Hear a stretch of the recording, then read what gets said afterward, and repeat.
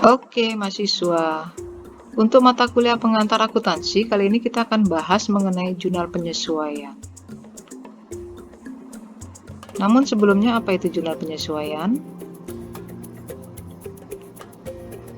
Jurnal penyesuaian itu jurnal yang dibuat di akhir periode agar akun-akun menjadi sesuai atau wajar. Terus kira-kira akun apa aja yang memerlukan jurnal penyesuaian? Terdapat 5 akun besar, yaitu yang perlu disesuaikan: aset, utang, pendapatan, dan beban. Yang 4 akun ini muaranya adalah di modal nantinya. Oke, untuk akun aset yang perlu disesuaikan adalah piutang, biaya dibayar di muka, perlengkapan, dan persediaan barang.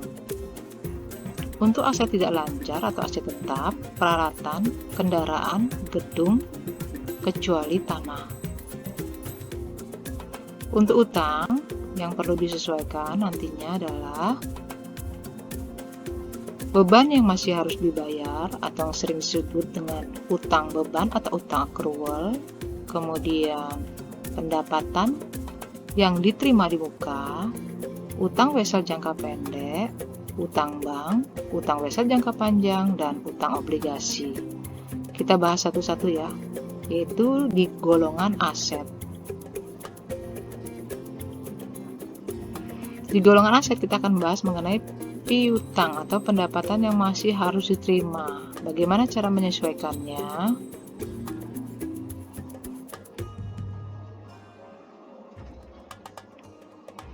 Kita klasifikasikan dulu ya. Piutang atau pendapatan yang masih harus diterima itu adalah piutang atau pendapatan yang masih harus diterima dalam satu periode. Ya. Dalam satu periode pelaporan ya. Contohnya adalah piutang bunga atau bunga yang masih harus diterima, kemudian piutang sewa atau pendapatan sewa yang masih harus diterima, dan seterusnya. Kita ke contoh soal langsung ya. Ketika perusahaan menaruh kas di bank, maka ada pendapatan bunga yang menjadi hak bagi perusahaan.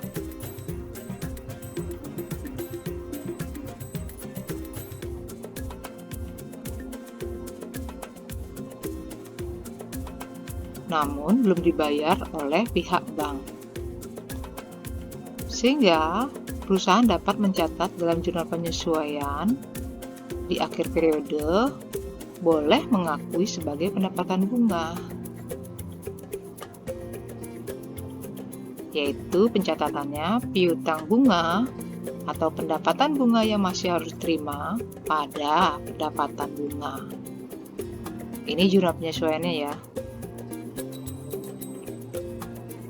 Kalau masih bingung, kita contoh aja langsung ya. PT Binatur Rapi, ini saldo print-printannya di rekening koran tanggal Desember.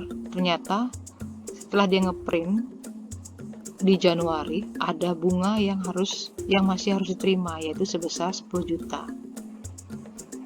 Maka PT Binatur Rapi membuat jurnal penyesuaiannya, piutang bunga 10 juta pada pendapatan bunga 10 juta. Oke, sekarang kita ke part 2, yaitu jurnal penyesuaian untuk biaya dibayar di muka dan perlengkapan. Ini relatif sama ya. Di sini yang kedua ini akunnya ini tergantung dari pencatatan saat transaksi di awal. Terdapat 2 pencatatan untuk transaksi tersebut, yaitu secara deferral dan secara accrual.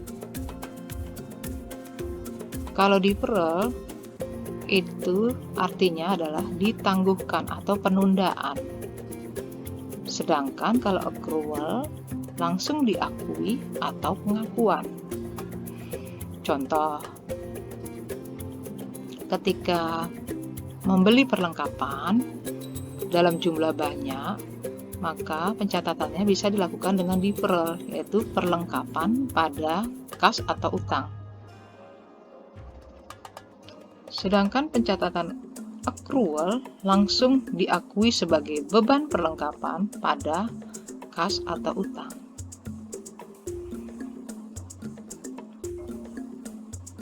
Ini tidak ada masalah bila tidak ada sisa perlengkapan. Namun bila ada sisa perlengkapan, dia harus disesuaikan juga. Lihat ya bedanya ya. Perlengkapan dan beban perlengkapan.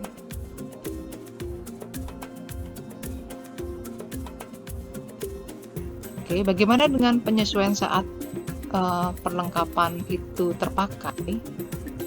Karena ini mencatatkan perlengkapan, maka penyesuaiannya nanti perlengkapan yang tersisa, perlengkapan yang terpakai dikurangi, akui sebagai beban perlengkapan. Namun, bila sudah diakui di awal, maka bila ada tersisa, beban perlengkapan dikurangi, sisanya perlengkapan sebagai aset di debit. Kita ke contoh aja biar gampang ya. Perusahaan membeli buku, kertas, pensil, pulpen, dan lain-lain 20 juta. Di sini bila perusahaan mencatatnya sebagai pencatatan deferral, yaitu perlengkapan pada kas sebesar 20 juta. Di akhir periode, perusahaan melakukan inventarisasi atau perhitungan fisik.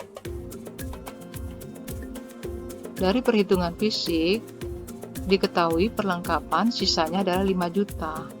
Maka jurnal penyesuaian untuk perlengkapan yang telah terpakai, ini kan perlengkapannya, karena telah terpakai, maka kita bawa ke kredit, kurangin dia 15 juta. Karena yang tersisa belum terpakai adalah 5 juta. Kemudian, akui sebagai beban perlengkapan 15 juta karena sudah terpakai.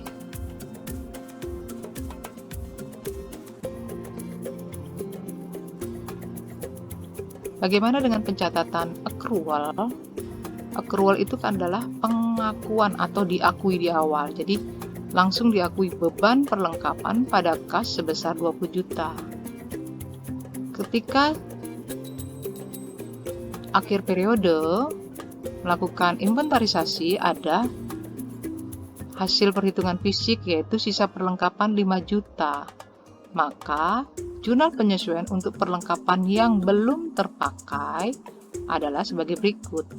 Jadi bebannya kita kurangi sebesar 5 juta, kemudian dibawa ke kredit,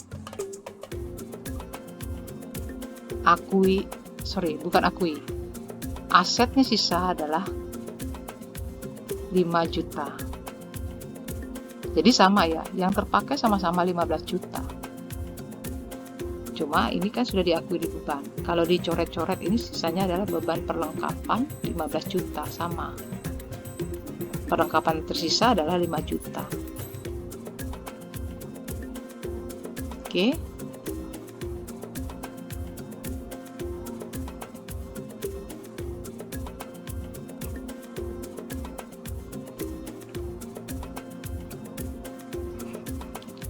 Selanjutnya, untuk contoh mengenai biaya dibayar di muka,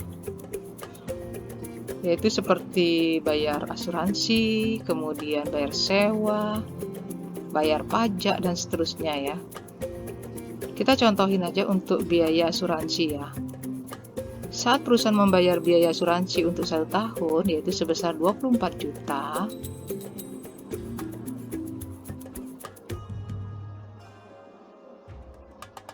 bila pencatatannya deferral, maka asuransi dibayar di muka pada kas sebesar 24 juta.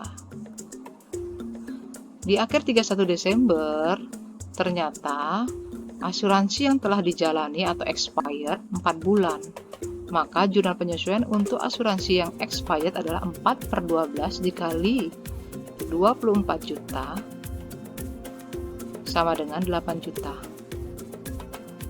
Maka, untuk menyesuaikan asuransi dibayar di muka, asuransi dibayar di muka kita bawa ke kredit karena sudah dipakai sebesar 8 juta.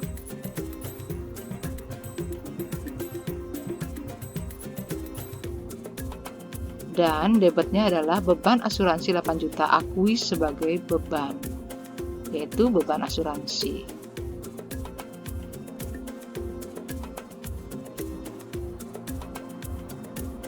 Bagaimana dengan pencatatan secara accrual? Maka bunyinya adalah beban asuransi pada kas 24 juta.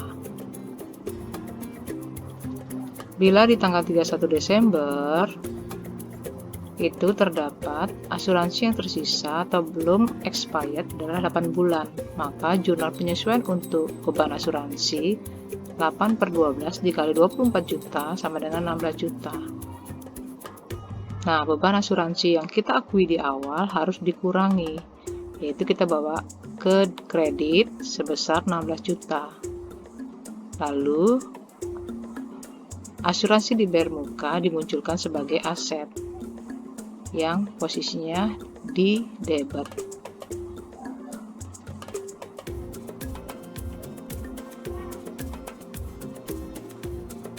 Untuk part ketiga yaitu mengenai jurnal penyesuaian juga, namun kita akan bahas mengenai jurnal penyesuaian untuk peralatan, kendaraan, gedung, dan lain-lain.